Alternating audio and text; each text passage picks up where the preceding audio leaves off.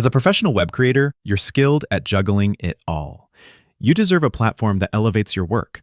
Wix Studio is built for designers, developers, and marketers who demand more. With high-end design capabilities, streamlined workflows, and robust business tools, build with AI-powered site mapping, seamless Figma to Wix Studio imports, no-code animations, and built-in responsiveness. Manage from one workspace, collaborate with teams, streamline workflows, and deliver projects without the chaos. Scale without the headaches. Reuse designs across projects, let infrastructure run itself, and handle more clients without burning out. From freelancer to agency, Wix Studio grows with your ambitions. Build, manage, and scale with hyper-efficiency on Wix Studio. Celebrate 95 years of better appliance shopping at Bray & Scarf's anniversary sale. Going on now. Save big on in-stock refrigerators and best-selling washers and dryers. Plus, get savings on top of savings with stackable rebates on select GE Profile and Cafe packages. With nearly a century of expertise, Bray & Scarf will always get you the best deal on the best new appliances. So hurry to any of Bray & Scarf's convenient locations or shop online at brayandscarf.com, where it doesn't cost more to get more.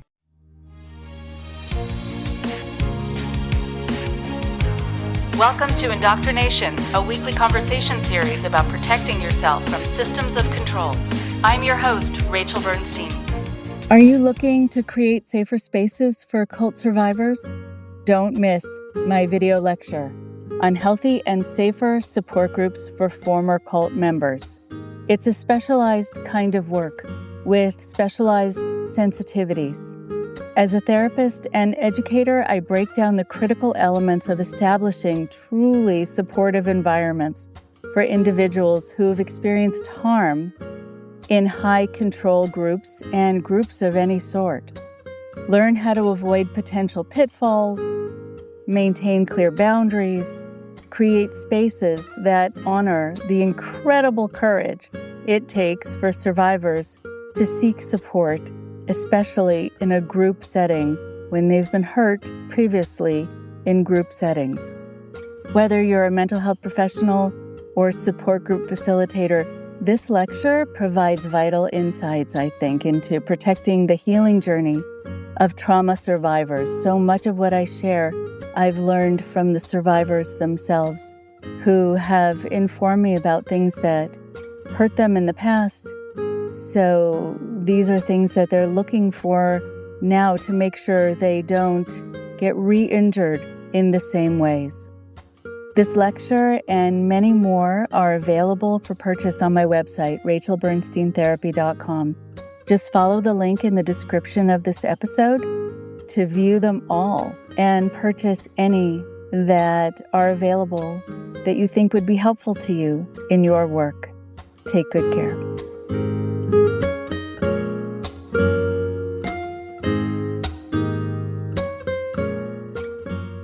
Hi, everyone. Today on the show, we have Lara Kaput, and she is a very active Jehovah's Witness whistleblower and international activist. For 8 years now, she's written submissions and given parliamentary testimony covering law enforcement agencies and government bodies and different politicians and inquiries, royal commissions, legal firms, and the media in relation to Jehovah's Witnesses and the Watchtower Society. She is co-founder of the victim advocacy group Say Sorry and the vice president of the Secular Association of New South Wales. She is currently in a modern slavery lived experience program. As a former government consultant who was not trapped inside by a husband or children, she has a different perspective than most and has a unique outlook that means that she's been able to travel and meet with other whistleblowers and survivors globally, which she feels very lucky for. For example, she was in the documentary in Germany. A news article that she was in was featured in a French program, and a few months ago was the speaker at the Decult conference in New Zealand. She has a lot to share with all of us, and I'm so happy you get to hear her today. Here's Lara now.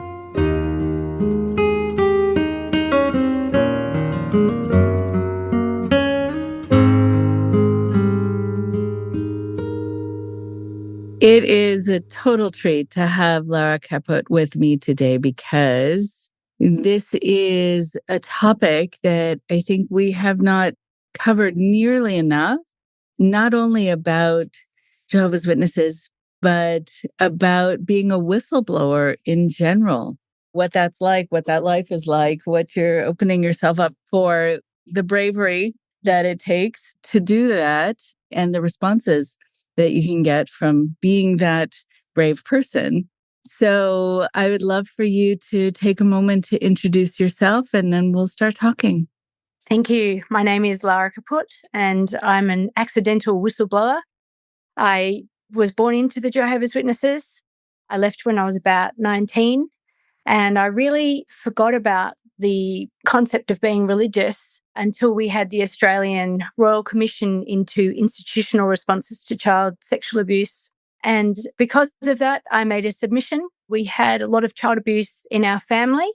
There were 4 girls or 5 girls alleged to have child abuse happened to them by 5 separate perpetrators. That made me make a submission. When I made a submission, I joined a support group. And when I saw what was happening in the support group with so much abuse, I then couldn't stop speaking out about it. So that's how I started. Just that phrase, I couldn't stop speaking out about it. There is something about that when something drives you, when it would feel wrong not to do this, not to pursue it.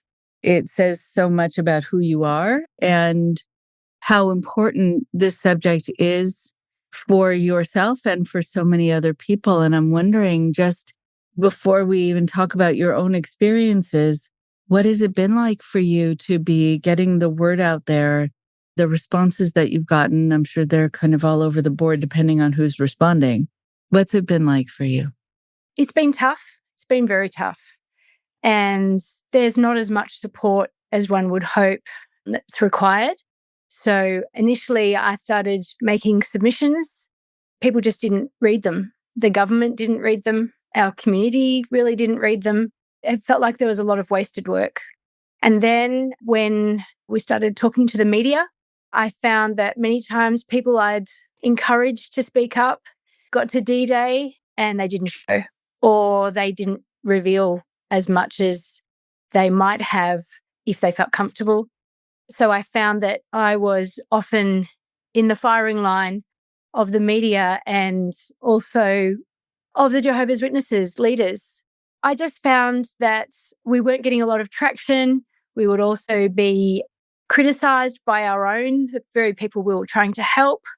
I had a very intensive schedule. I've travelled internationally as a whistleblower.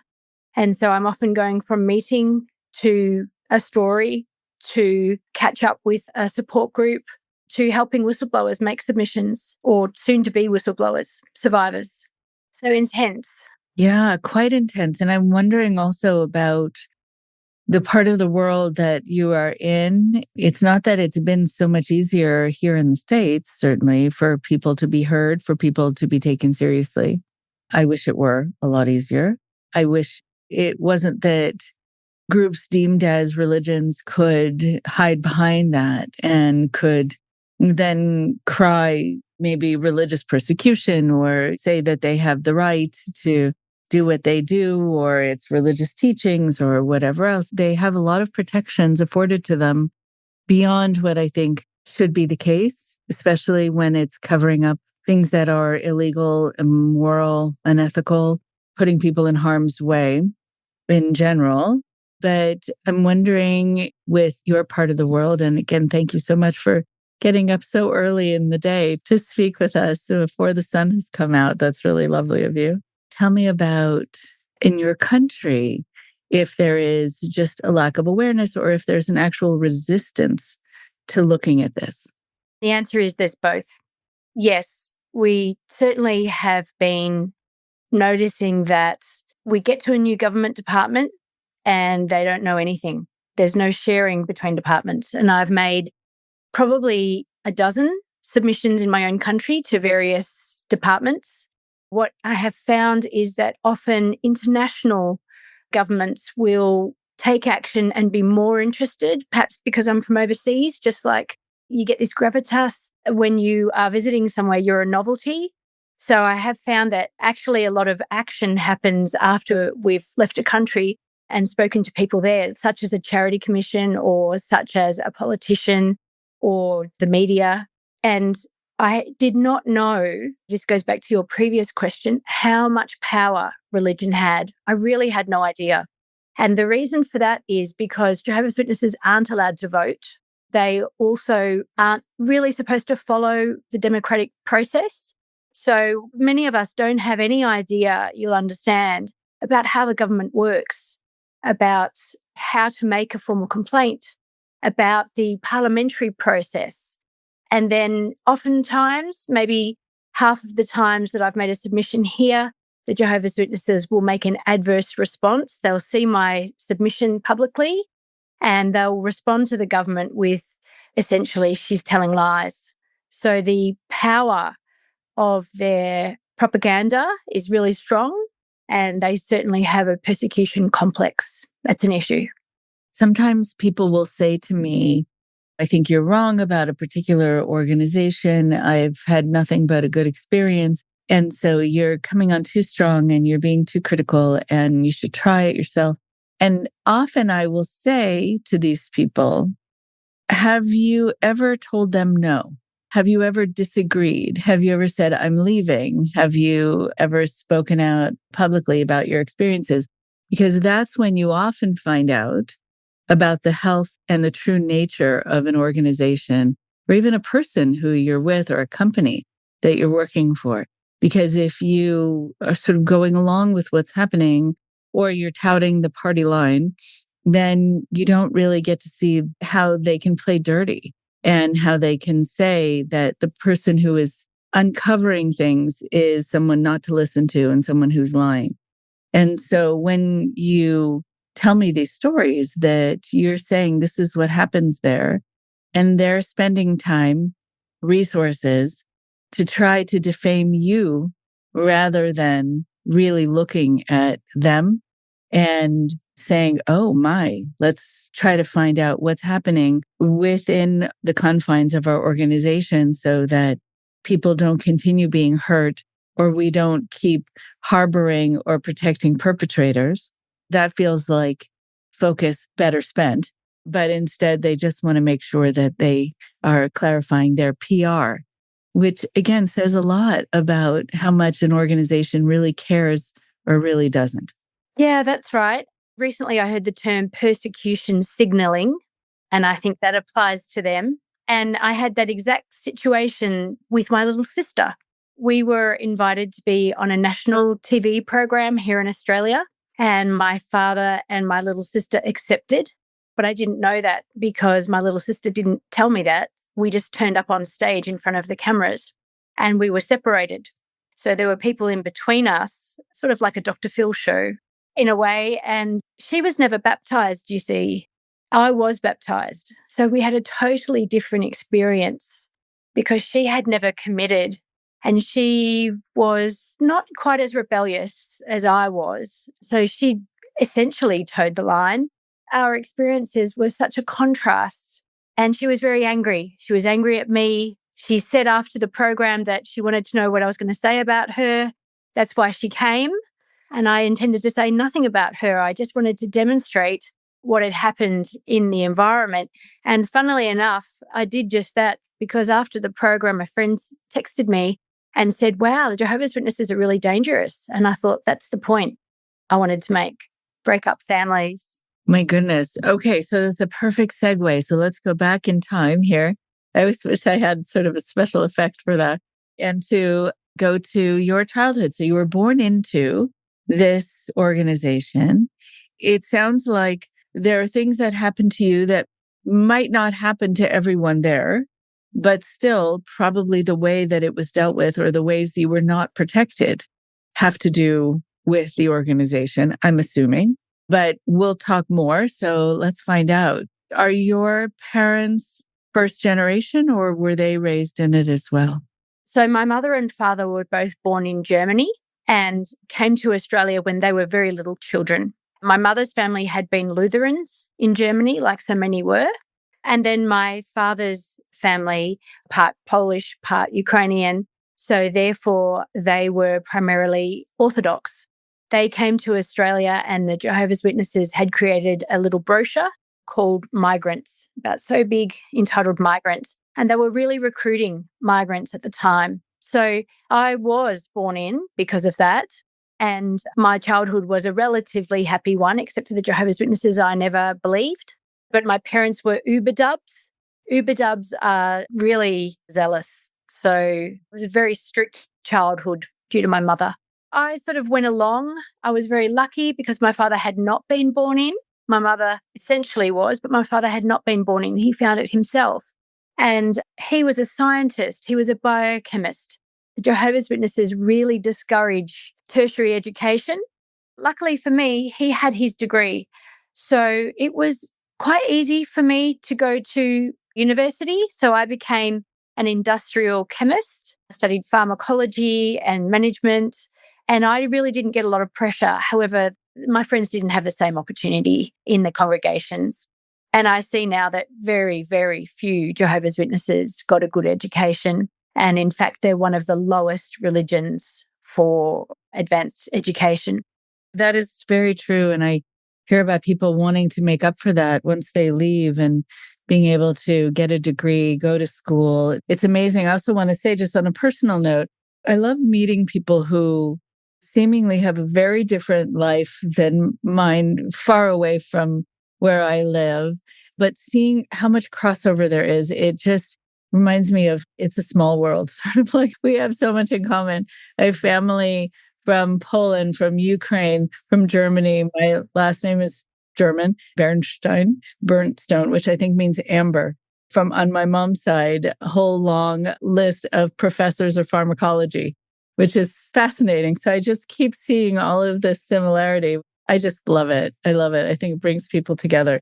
Okay, so tell me also, before you continue, what you mean about your life with your mom guiding it that way, that it was very strict. So what does that mean in perspective? So we have a vision of what that is. Sure. So I was non-compliant with things. For example, let's say I didn't do something immediately that I was asked to do, or let's say I didn't do something the way that I was asked to. For example, got my ears pierced before I was allowed to. I was smacked. I was smacked nearly every day. I wasn't beaten, so there were never any bruises. I didn't have to go to hospital and there were never any cuts. But I was always scared of being hit because I was always hit. Not by my father. I remember being hit once by my father, but me and most of the people that I've spoken to who were little girls with me at the time were all hit by their mothers primarily.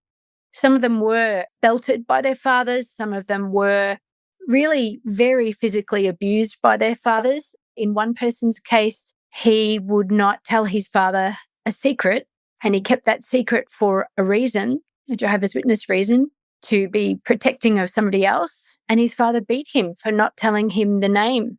I remember my mother talking about other Jehovah's Witness mothers being mean to their children. And as I got older, I thought, it's funny, you can see it in them, but you can't see it in yourself. I remember being hit with a wooden spoon, hit with a hose, hit across the face, just punished in lots of ways. I remember my father, which I actually preferred this punishment, but my father's punishment was to be on my knees, facing the corner, to think about what I'd done. I preferred that to being hit because it gave me time out. So that was the punishment that we got. And we always heard the phrase, spare the rod, spoil the child. So it was being preached from the platform to punish the children. Which is incredible. It's wrong on so many levels. Just in terms of what we know also about child development, it's never necessary to think about needing to use corporal punishment. And especially if you're worried about spoiling a child. I mean, so many of the children now who are adults who I've worked with who were raised in Jehovah's Witnesses and others were far from spoiled. They really didn't get a lot of what they needed.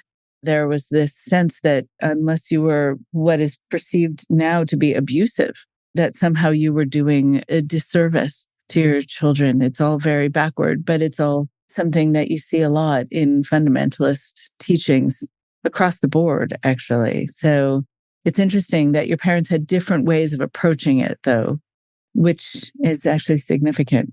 So here you were someone who was not willing to be corralled, really like told what to do at every level, which says a lot about your spirit, actually, which is not going to be winning you points in Jehovah's Witnesses, but in life outside is the thing actually that probably propels you to do a lot of very good things and brave things in the world. But yeah, you don't get that message early on. So keep going with your childhood and what else happened during that time. I guess the biggest thing that was a change in my life was that my parents got divorced. I was somewhere between 11 and 13. Everything suddenly changed. And it changed because they both tried to get custody of us. So I have an older sister and a younger sister. And both my mother and father tried to get custody of us. My father was supported by the Jehovah's Witnesses. The Jehovah's Witnesses were mentioned more than 20 times in the family law court documents, which I now have a copy of. And I could read their testimony as an adult. My mother was called a Jezebel in court. That's not normal.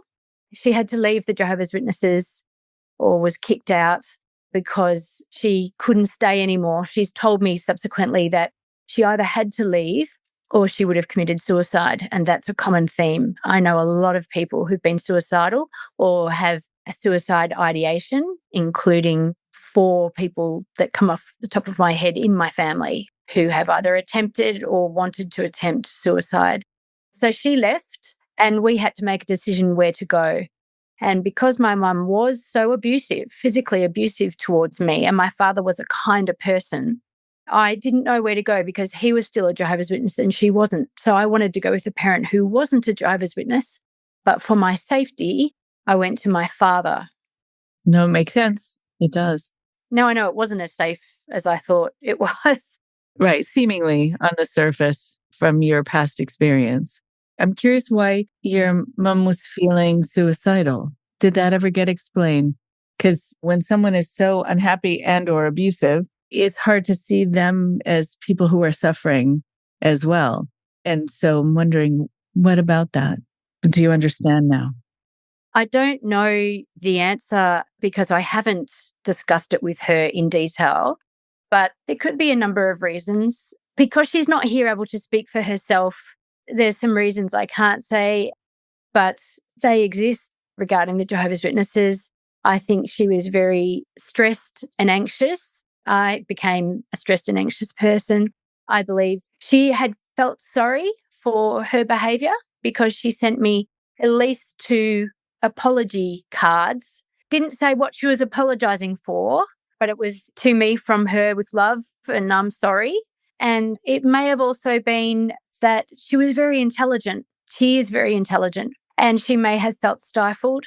My father is not a very effusive man, so you won't get much emotion from him. The last time I saw him a couple of days ago, I reached out to give a hug and he just looked so embarrassed. We've only hugged about 3 to 5 times in our adulthood.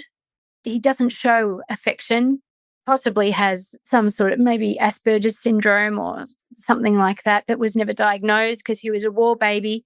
We didn't have that psychology back then, I don't think. So there's a number of reasons. I would say the marriage and the pressure of the Jehovah's Witnesses and other factors within the Jehovah's Witnesses were the reason. And I want to jump in here too and respect the fact that you don't and can't really speak for your mother in this way. And that's absolutely fine and right of you. But without making guesses about something so serious, I can share that there are a number of people I've worked with who were feeling suicidal while in the Jehovah's Witnesses. And it's an important thing to talk about if anyone listening is in that situation, that you know that you don't have to be stuck in that as your only option.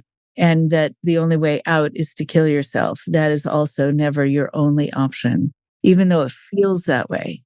Just want to make sure to mention that when you are raised with so much fear, or it's so drummed into you to be fearful of the world and what's going to happen, and that as soon as you are not under the quote unquote protection of the Jehovah's Witnesses, then all hell will break loose in your life, quite literally. Then you feel like I have to stay in this thing that might be keeping me from living, but because I know that I'm going to have certain awful death, should I leave?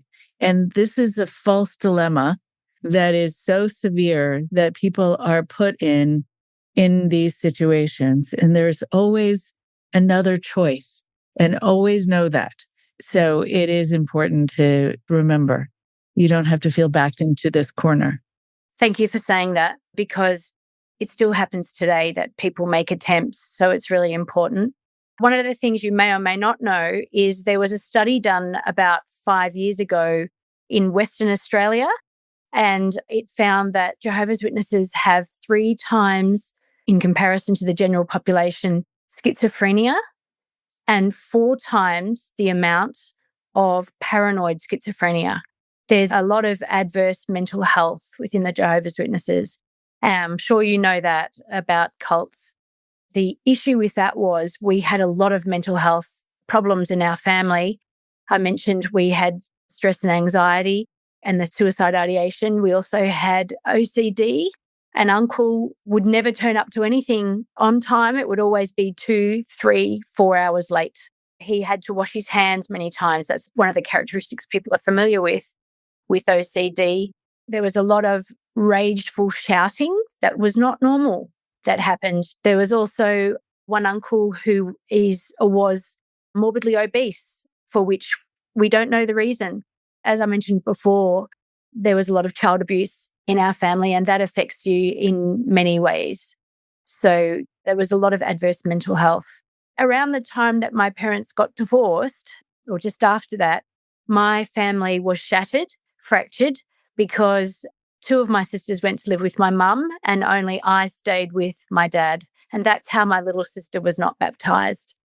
I got baptized because I had met an eldest son. So I moved schools, we moved house because of the divorce. The family home was sold. Luckily, I had pets. I had a dog and a cat, and I would often cry into their fur from the heartache.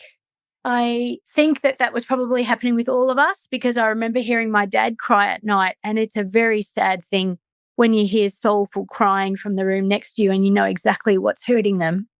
So we joined this new congregation. I met an eldest son. I started going out with him. We did something that the Jehovah's Witnesses call porneia, which the regular world would just say was teenagers experimenting with their bodies, or petting is another word, kissing heavily and touching each other.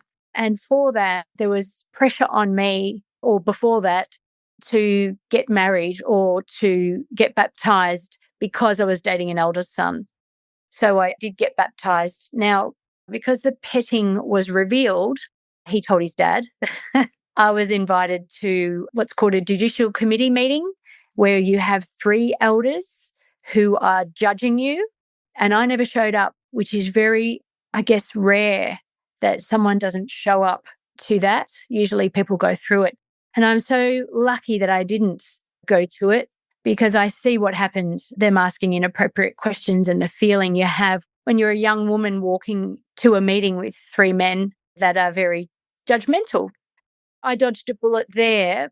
So glad you didn't. I've heard about so many of these, and the people have told me about the questions. Women told me as girls, the questions they've been asked, and that they just thought, are these men getting turned on by listening to this? That's why they're so inquisitive. Are they really trying to keep me in line? Either way, it's none of their business, but I can't leave the room until I answer the questions. I mean, it sounds horrendous. And I'm so glad you didn't do it. Yes, I know that I'm lucky. Another way that I'm lucky is that I never really believed it. So I recognized it wasn't the life for me. I recognized that I wanted to have an education. I wanted to go somewhere and do something different to what everybody else was doing. I saw the whole religion as very beige, and there was no role for women. There was no ladder, I guess, to climb, to strive for, to be interested in. And I'm very intensely curious, but I wasn't interested in doctrine. So there was nothing for me. I realized that I would have to get married and have children. And it was the last thing I wanted. I'd seen my parents divorce. I'd been the product of a fractured family, and I didn't want to do that to a child. I didn't want to be in what's called a headship arrangement with my husband because I'm quite independent. I'm really independent. I saw that with my mother and father, he was the passive one and she was more assertive. And I'm like that. I saw that it wouldn't work. It wasn't allowed to work that way. So I escaped when I was 19. I escaped. I realized I had most of my education. I was in a very poverty-stricken way at the time, and I was fearful of how I'd be able to go on and have enough money. But I was very lucky in that my Ukrainian aunt put me up at her house, looked after us. I met a man that I was going out with, and I was able to move in with him around the same time. Maybe just before that, I was living with 3 other girls and they were all studying at uni. So it was a good environment for me. But when I left, I wanted all the things I couldn't have. So I started smoking, as girls did back then. I started drinking way too much. I was a teenage alcoholic, really, and I didn't realize.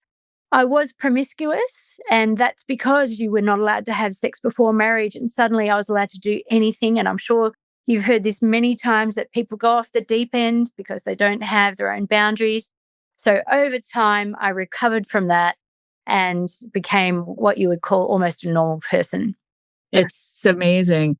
I think about that with having kids too who are beyond college age and one who is still in college. And I think about my own college experience with people who would drink into oblivion. And very often it was because they were never allowed to be anywhere near it. When there's forbidden fruit of any sort, then you can go beyond what is healthy for you and get very, very sick, very ill, or make certain decisions just because you can, because you're exercising that freedom. And then you hopefully rein it back in and realize that you want to do what's actually wise for you at this point and not just enjoy the freedom to do it. But it's hard. It's hard when you've been so restricted because you're like a kid in the candy store of life. Yeah, and back then there were no support groups. So now there are lots and lots of people who've come out and created support groups. I mean, I've seen more than 100 for Jehovah's Witnesses, local, international, with different perspectives. So some of them are just socializing, some of them are for whistleblowing, some of them are for dating. I drank to the point of vomiting every weekend for 10 years. That's how bad it was. And it was such a waste of life. I wish that people listening don't do that. Don't bother doing that. It's very expensive and it takes a toll on your health. And also, I lost a lot of friends because I was doing really inappropriate things. For example, I would put out my hand to shake someone's hand, and as they went to hold my hand, I would pull it back. And I thought that was hilarious. But I noticed that they didn't. One time, I was older than other girls at school because I left school at year 11, which is the second last year in school. And then I went back to go to university. But because of that, I was the oldest girl in school and I had a car. I was going out clubbing. I would be the driver, so I'd be the designated driver. And that really helped to reduce the amount of alcohol I was drinking. But I would still do stupid things that would really turn my friends off. So one time, one of my friends was trying to get into the back seat of the car, opened the door, and I thought it would be hilarious to drive off. It wasn't. It wasn't hilarious to drive off. And I was just hopeless. I was just that typical cult kid that looks weird and it does inappropriate things and doesn't know how to do their hair and makeup, doesn't know what to wear. I remember copying my friends' outfits because I didn't know how to wear a worldly outfit. I knew how to have dresses and put on heels and put on stockings and a petticoat and go to the local Kingdom Hall, which is the church.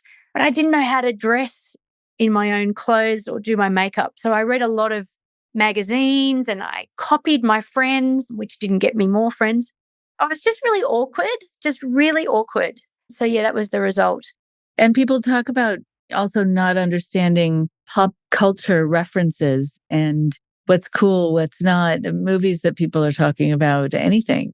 They can feel like they need to find a way to fit in, and maybe playing jokes is a way to do it. I also think there's something interesting about pulling your hand away and also moving as someone's opening the door to the car.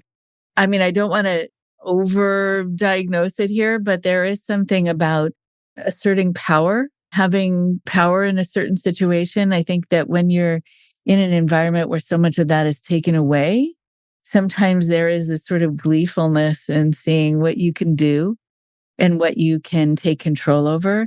And by pulling your hand away, you might think that you're taking control, keeping someone from doing the expected in that moment. But really, at the end of the day, it is awkward. It's uncomfortable. It doesn't bring you more community. It can be very isolating, and you just might not know that. And yeah, these are things that sometimes you learn the hard way.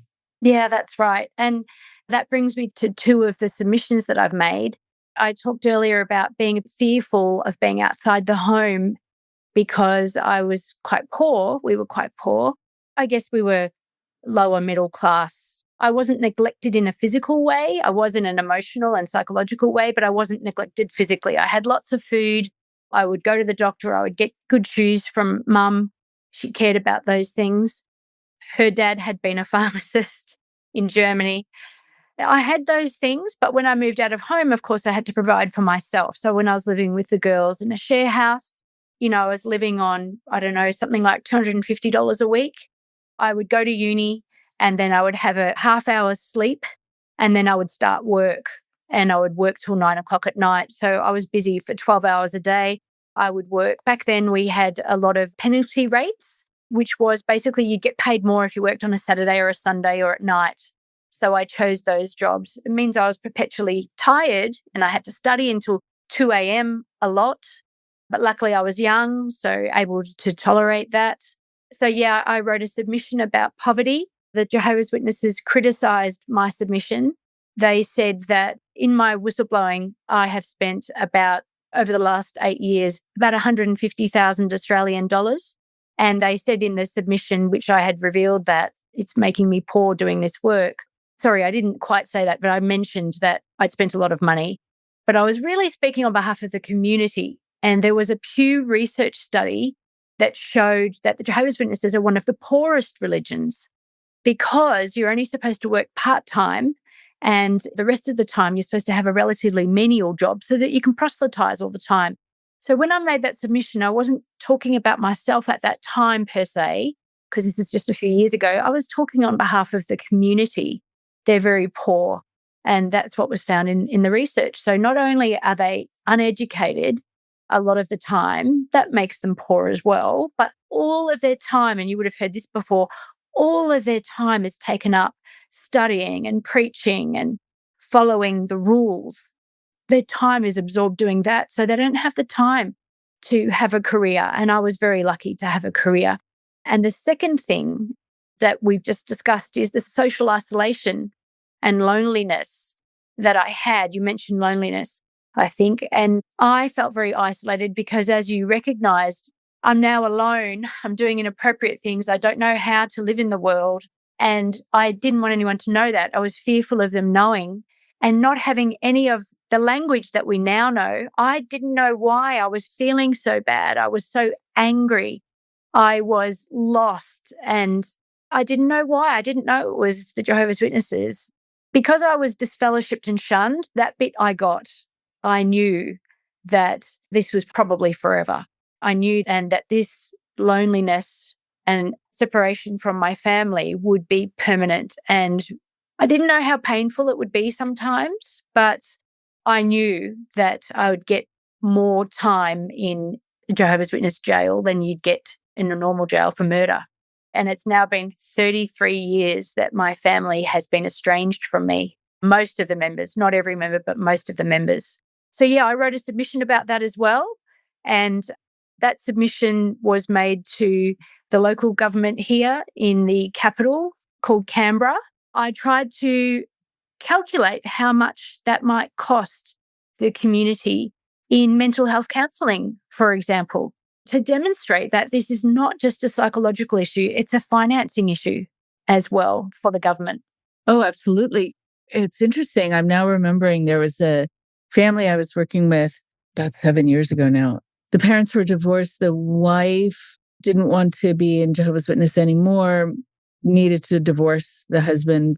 The husband then married another woman. They had 6 more kids, lived in a trailer similar to what you're talking about really not having. And it wasn't important to the Jehovah's Witnesses. But the thing that was difficult was that the children from that original union, they were told by their father to bring their mother up on abuse charges so that he could get full custody and bring them up the right way in the church. And that this was actually something that was happening in the community from that Kingdom Hall. If anyone's going through a divorce and whatever, here are the numbers to the Department of Children's Services. And so here, this 9-year-old client of mine, this boy, called the Department of Children's Services on his mother. He had a little sister who was then taken into custody. I mean, it caused so much upheaval. He has a tremendous amount of guilt still to this day about what he did, but it really wasn't because of him. He was told this is what God wanted from him. And it leaves people very confused and embroiled in things that are draining emotionally, but also financially. And it is unconscionable. Yes, that's undue influence there, isn't it? When he's doing that because he's coached to do that. So I've heard that happen here as well. I heard that happened in the Blue Mountains, where people were accused of being child sexual abusers, and they were jailed and eventually got out. And there's some sort of connection to the Jehovah's Witnesses. I'm not sure what it is because that wasn't in the media, but the story was in the media for a long time. I've also heard that happening not just in the congregation, but done by leaders. So I've heard of leaders reporting, for example, a whistleblower as being a child sexual abuser. And I've also heard of other things which you may have heard of. People are accused of being smokers when they're not, to get them out. People are accused of planting a bomb to cast doubt on what they're saying to the police. So people who have spoken up before are then accused of things. So that's happened very close to me. I know of at least 3 people that that's happened to, where they're accused. And again, it's a type of propaganda, and it's really to put the police off the scent, I think. And I've also had, for example, I've had defamation happen against me, and other people have also had defamation of claims that we've made that they say are not true. And somehow the Jehovah's Witnesses have managed to get that published either in this country or in other countries. So I'll give you one example that happened here. The Jehovah's Witnesses published defamation about me. They then had to write a submission to the government to provide progress on the Royal Commission. 5 years later, they had to continue providing progress updates. In one of the last progress update, they connected that report to the defamation that had been said about me. So the government accidentally republished that, not realizing the significance of what the Jehovah's Witnesses had done. There was no progress made to the recommendations from the Royal Commission. In another country, I have been defamed, and so have others. For example, I did a documentary in Germany. The Jehovah's Witnesses had, well, I can't say this for sure, but I allege that the Jehovah's Witnesses had a consultant, an anti-cult expert. You probably know him. They're called Bitter Winter. Do you know Bitter Winter? No, who's that? I'll remember the guy's name in a minute, but they published defamation about me that I suggest the Jehovah's Witnesses put them up to and probably paid for. And then that defamation was republished in other languages. So Massimo Introvigni is the guy's name. Yeah, we know that the Jehovah's Witnesses use lawyers that we haven't heard of to write reports about whistleblowers. We also know that they pay cult experts like the Bitter Winter brand to write reports that they can then submit to the government or in court. So they're much more deceitful than people realise. I never knew that when I was young. Never knew that until recent years. I suggest that those people who don't realise how dangerous they are, if they did some research on that, even that is difficult to find. So you may never know. But the Jehovah's Witnesses keep records. They keep records on their whistleblowers, and they lobby in a way. They have a lobby group in Europe, for example, and they really use, as you mentioned before, religious freedom to say, look, we're being persecuted. You wrote about it where? Sorry. In some of my submissions to the governments. It's interesting because I think they might then know about you coming onto this show and they might have things to say about it. They're going to follow a lot of people. It's very similar to Scientology and how they write. I've talked about this on the podcast before, that there are whole teams of people within Scientology whose job it is to harass, whose job it is to follow what people are saying and doing, not to make changes within the organization so that people aren't harmed, but instead just to keep tabs on people who they see as the enemy. And a client who I had who came to see me for the first time, she came in, this was a few years ago, and she said, I want to start by apologizing. I said, oh, no, you weren't late. I just thought, whatever. She was feeling guilty. A lot of former cult members feel guilty about something even before they walked in, and they had to apologize for thinking before. And she said, it was my job, along with about 7 or 8 other people who were sitting in a room. It was my job to harass you. If you saw a car parked in front of your house or being subpoenaed or whatever else, being threatened, I thought I was saving the world.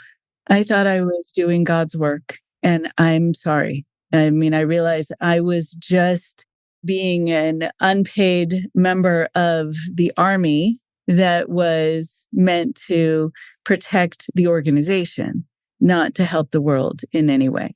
It was very interesting because I see a lot of similarities here. And so if people want to defame you in response to this, or defame me in response to this, I feel like I want to just say out loud, you're going to be tipping your hand. You're going to be showing who you are. You're going to be showing what this organization really cares about, which is its reputation more than actually keeping people safe within it. So, all right, do that if that's what makes you happy. But it just proves something about you, not about you, Lara, not about me, not about this process, because you're just saying what is, and they don't want people to know what is. And did you notice that you were being stalked by people in cars? Well, yeah, it was Scientologists. But yes, years ago, when I first started doing this work, there were these 2 very openly discredited Los Angeles Police Department officers who were terrible people, who were fired for harassment, doing very bad things, immediately hired by Scientology to be used as their PIs. And they'd be leaning on my car when I came out from my office or parked in front of my house. Some people dressed as janitorial staff and got into my office to try to get my client files, but they didn't end up getting them. I had things locked up because I had heard, be careful. And then they've complained to my board. Everything's been thrown out, except for one complaint that was to my board.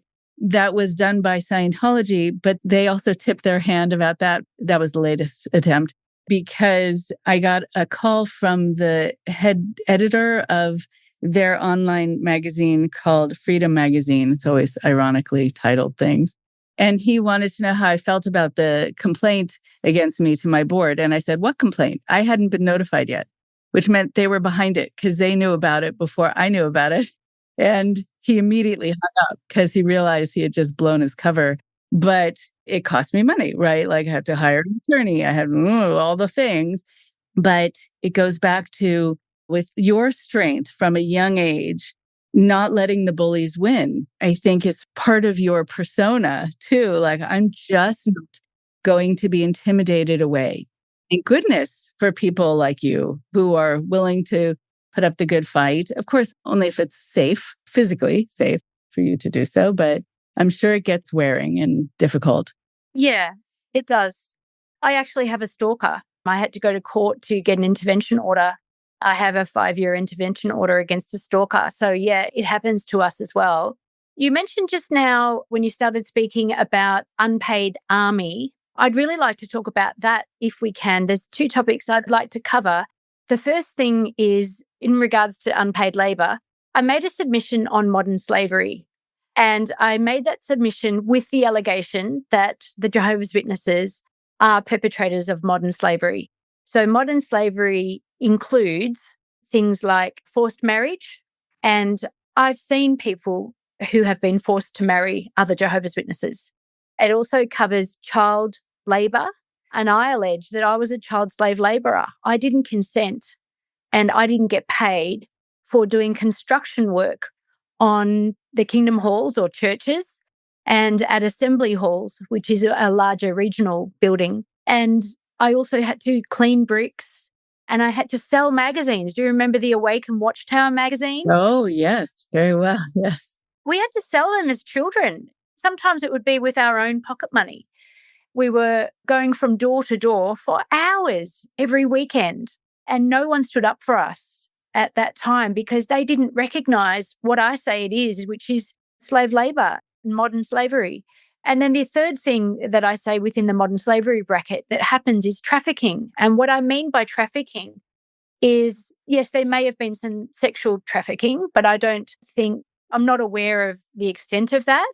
So I know that it's happened in a couple of cases that have been alleged, but I say that they send out their missionaries in a form of trafficking.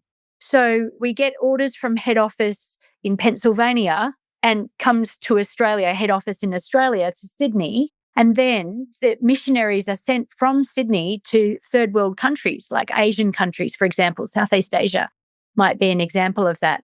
So we're getting instructions from America and sending Australian people to other countries to participate in more recruitment, I say deceptive recruitment, and also more engaging of children to construct kingdom halls in their country. I say that's trafficking.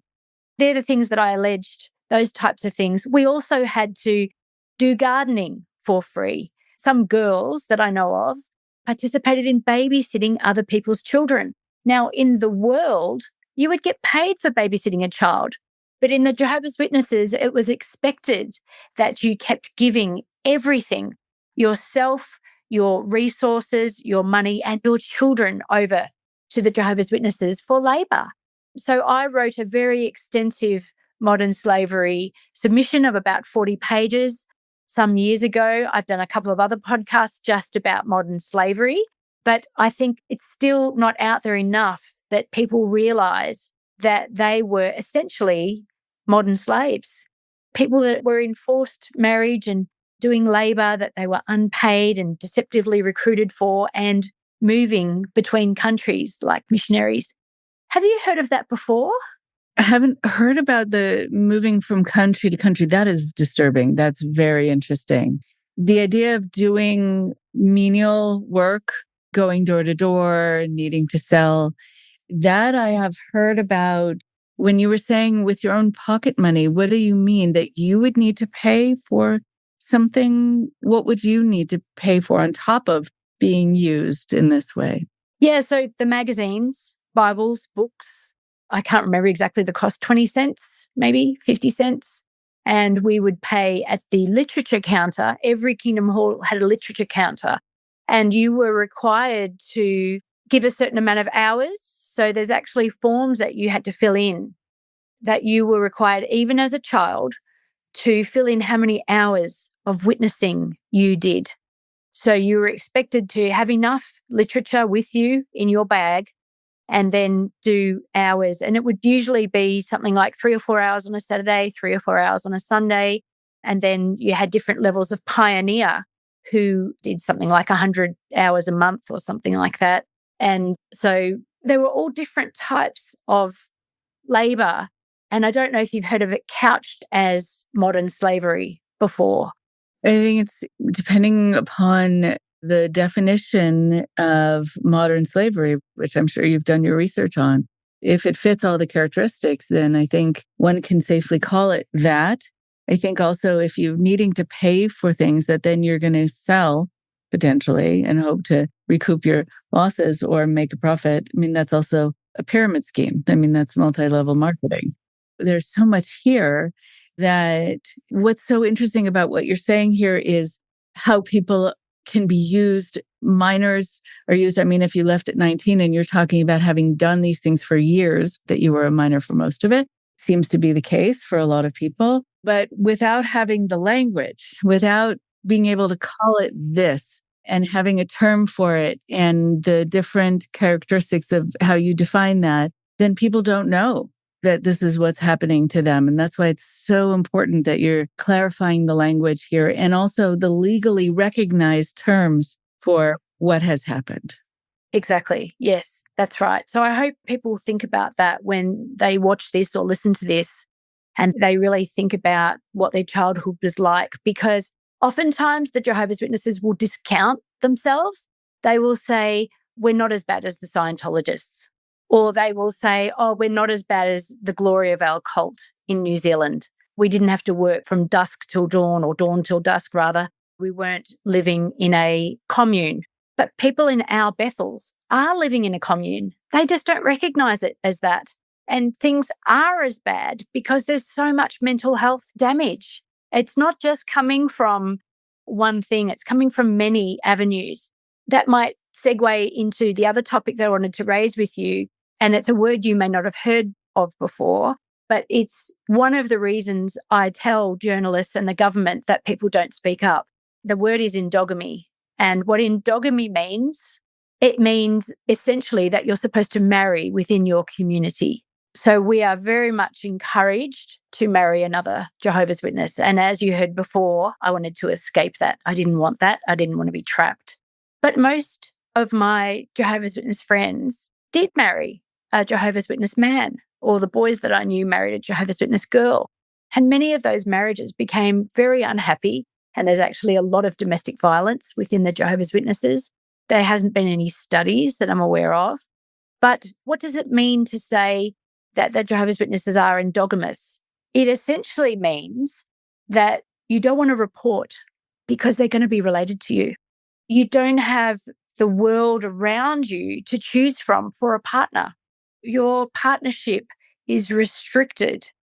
Usually, it's going to be your congregation or the next congregation or somebody that you meet at an assembly. And that's a very finite group of people.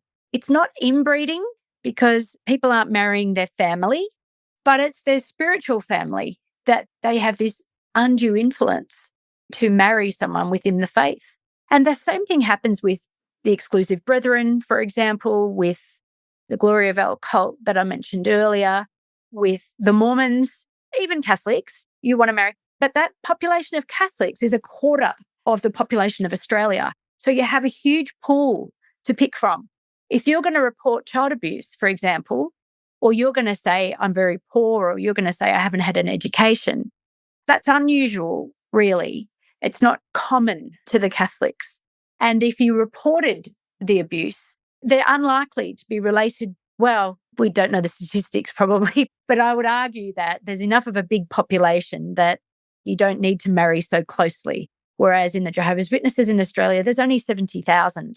I think in the US, you have 1 million Jehovah's Witnesses. So there's more to choose from. But 1 million in, what's your population at the moment? 300 and something thousand?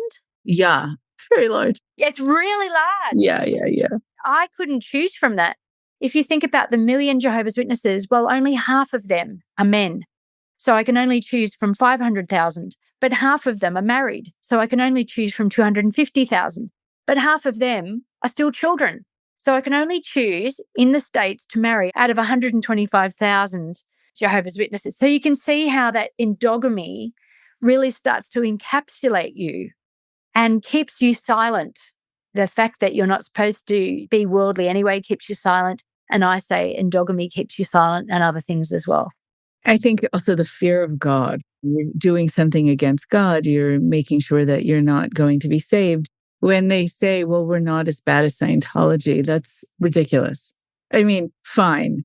But really? I mean, that would be like me saying, I'm not as bad as the mafia. What? Okay. What? Why is that a thing that I'm even going to say? Because it just makes me sound horrible that I'm saying that. But I also am wondering just about when people are in these kinds of situations where they feel like they have to toe the party line. They have to be very positive about what their group is all about. But at the same time, a lot of people who I've worked with, okay, it might not be as bad as Scientology in some ways. I've noticed from the clients I have who are former Jehovah's Witnesses, that they often have more nightmares than a lot of other cultic groups that I've dealt with. Might not be as bad in some ways, but it's worse in others. And there's so many visions in your head that you were raised with from a young child that are terrifying, really terrifying. I don't know what's better or worse. Yes, that's true. I think that comes from the imagery. This is a magazine, The Watchtower, that I mentioned earlier.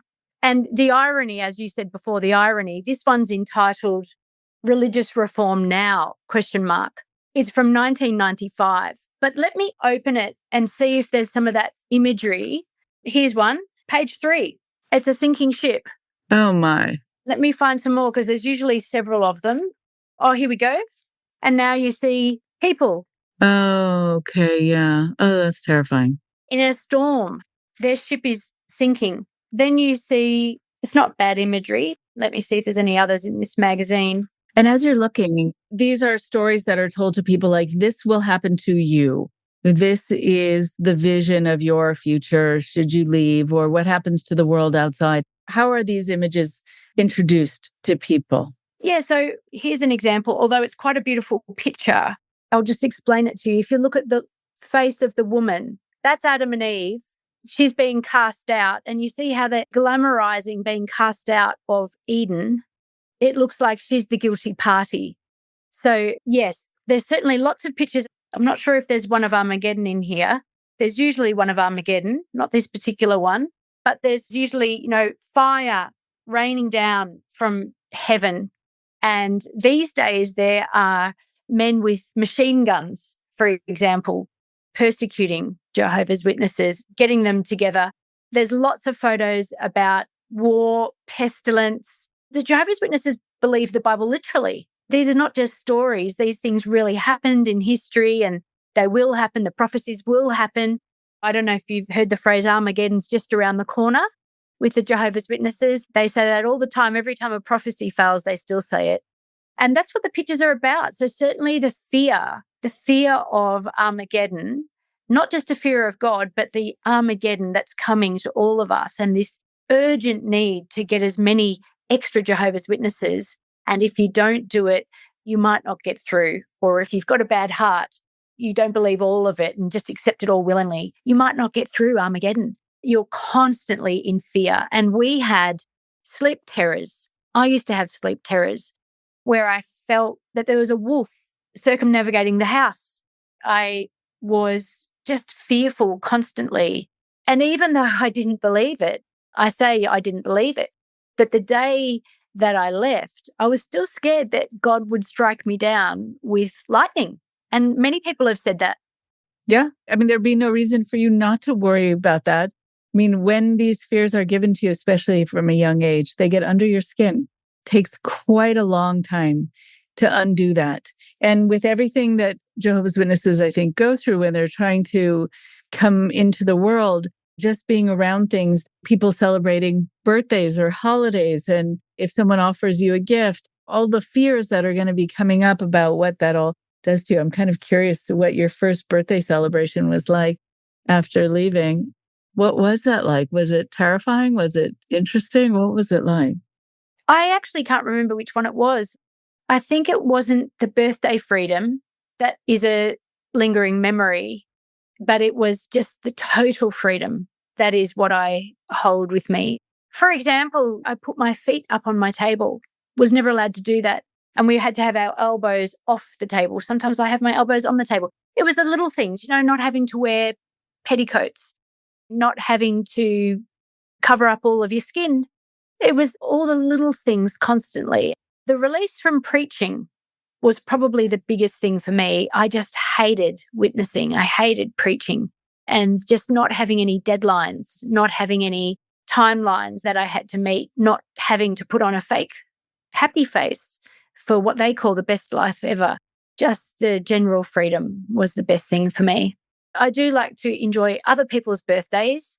Christmas is the more important because birthdays, you can still be around people. Christmas can be very lonely for Jehovah's Witnesses. And so I think the best thing that we do is we often have what's called an orphan's Christmas, where we're all together because we don't have our family. So I enjoy those.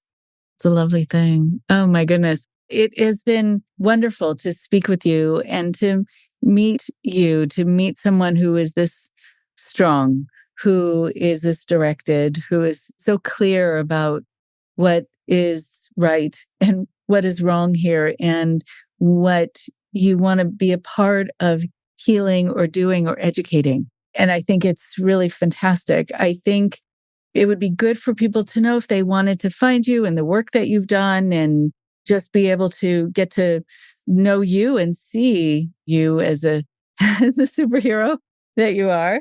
But if people want to contact you or find out about any kind of support systems for themselves once they've left this group, how can they do that?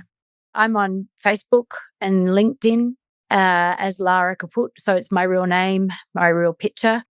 You can Google submissions and witness testimony that I've given. So my full name is Larissa. So sometimes I write under Lara and sometimes I write under Larissa, more commonly as Lara. You can Google those, or they're mostly available on a website, saysorry.org. And also, if you look up the New South Wales Secular Association, you can find most of my submissions. You can find witness testimony and submissions under Hansard. Hansard is the formal record from the government. So I've made submissions in other countries as well, contributed to, for example, the grand jury in Pennsylvania on the Jehovah's Witnesses. In documentaries, you can look up Jehovah's Witnesses, Lara Kaput media, and witness testimony is often found on Hansard as well. And for support, I recommend that you find a psychologist who has some cult background. There's relatively few now, but more are coming. I attended a New Zealand decult conference at which I was a speaker, and there were 80 psychologists trained in cults. People like Janja Lalich was there, Dr. Lalich, Gilly Jenkinson was there helping to train people. That's one way you can get support. Another way is Facebook groups, for example, have support. The Reddit group has about 100,000 former Jehovah's Witnesses. And there's a website too called essentially Jehovah's Witnesses that you can get onto. So there are now many ways. Thank you for asking. Of course, of course. Sending you support from one woman to another who's been in the trenches, who cares about this and has to kind of move their way around the people who might want to try to stop you along the way, just to keep going. This affects so many people. Jehovah's Witnesses has been around for a long time, and it exists in, I think, almost every country. And so you're really helping so many people become educated, and also, I think, gaining more of an understanding about why it is that they are having night terrors, why they're having emotional issues, because that's not going to be given credibility or support within the organization. But at least I think now you've offered a lot of framework, going back to your word, to understand why people might be having these emotional outcomes from their experience. Thank you so much, Lara. Thank you for having me today. There's one more message I'd like to get out to everybody, and that is that I would really love to see more people make government submissions. You can make submissions to parliamentary inquiries, for example. You can suggest that grand juries are held in different states. There's one state that it's in right now, but it could happen in others. The other thing that they can do is they can give witness testimony. So if there's an opportunity to be part of a new bill, or if they find a way that the government is asking people for their feedback, they can make or provide witness testimony. So I really hope that more people do that. And thank you so much for your time and listening to the other topics today. Oh, of course. Thank you so much. And thank you for sharing so much about your experience, and also really illuminating any other people why they themselves are having the nightmares and the emotional issues from their time there, or they've noticed that in their loved ones. It helps to really get behind what might be causing that, especially if the group itself is not going to be taking responsibility or helping people with it. They can really feel very much on their own. And so hopefully hearing you speak helps people feel much less isolated and much more understood. So thank you, Lara, for all that you do. Thank you.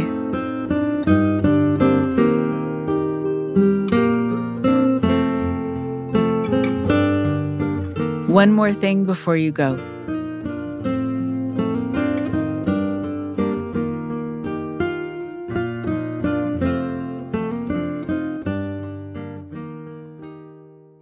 Thank you so much to Lara for all that she shared with us and all that she's been through and how much exposure she's given to so many people's stories and to things that she has felt, and rightfully so, needed to be uncovered about this group.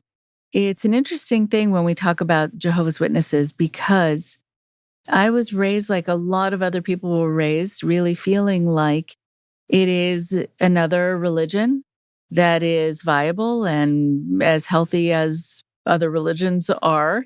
I saw them everywhere. Well, I still see them everywhere with their pamphlets and their tables set up in parks and in front of theaters and other places. I did not actually know when I was growing up that this could be a problematic organization. And not just problematic in certain ways that have now come to light, but problematic psychologically. I started hearing from people after they heard me speak about cults in general, or they heard me talk about manipulation or coercion or fear-based religious intimidation and trauma.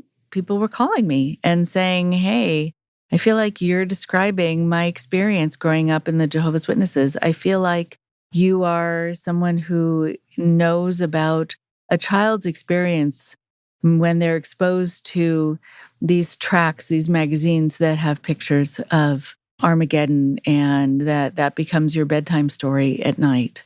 I also was contacted by women and also men, but these stories specifically with women where they were caught on a date with someone or they were caught arm in arm with a boy.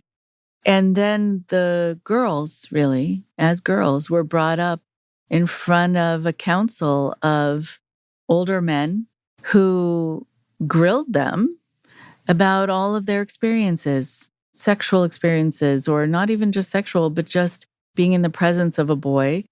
And that from what they knew, the boys were not grilled in the same way, that it was always up to the girls to show that they had some level of self-control and that they could combat the feelings that they were having or the wishes just to be in close proximity to a boy. And sometimes the boys were also brought up before a council, but usually if they were, there was no consequence. Not always, but usually. But for the girl, it seems there was always a consequence. And that's how it is so often in so many religious organizations. I also know that I've worked with a lot of people who have dealt with night terrors and nightmares because of their time growing up, hearing about the fires of hell, hearing about demons, hearing about going to hell. If they don't keep themselves absolutely in line with their behavior, but also with their thoughts.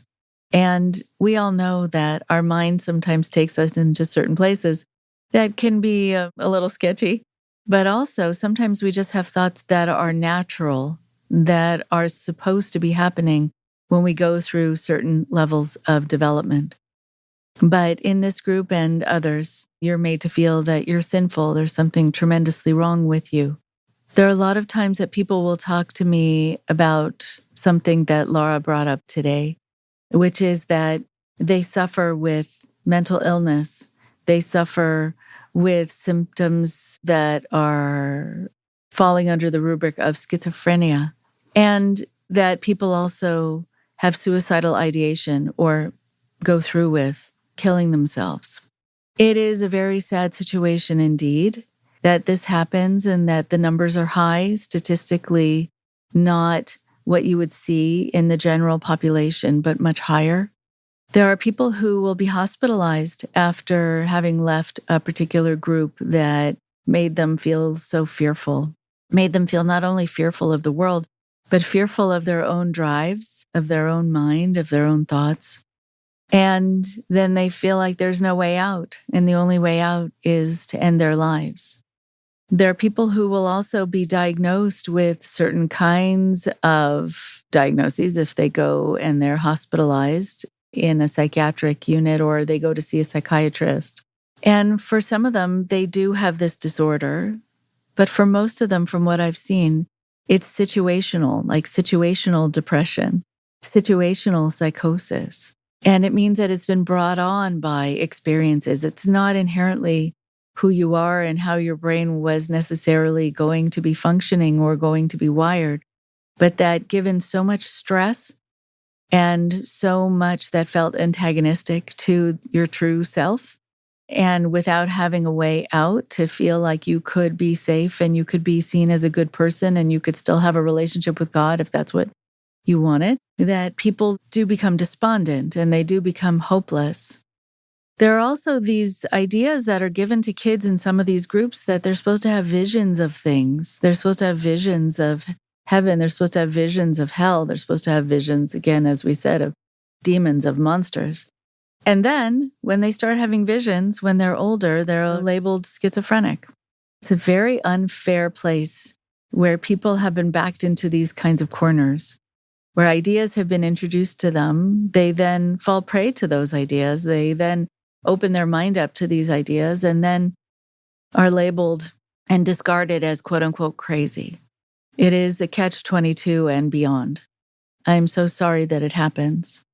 It really is quite unfair. I'm so happy that Lara is able to talk about her experiences and that she was able to hold on to certain freedoms, to be able to travel and speak and collect data and bring so much of it today to us. Thank you again to her. Take good care. Talk to you all next week.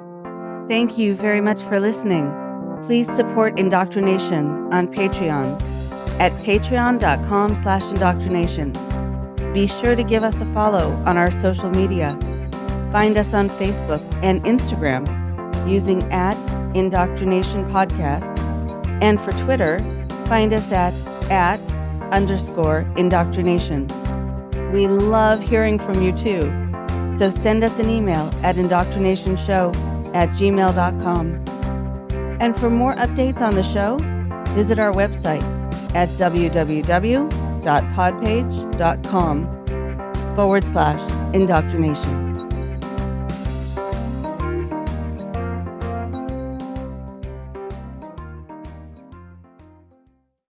You're a professional web creator who needs a platform that works as hard as you do.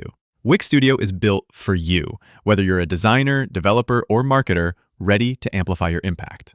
Build intuitively with advanced design features and AI-powered tools. Manage your clients and projects efficiently from one workspace. Scale with dynamic systems and fully managed infrastructure. Create exceptional websites with hyper efficiency on Wix Studio.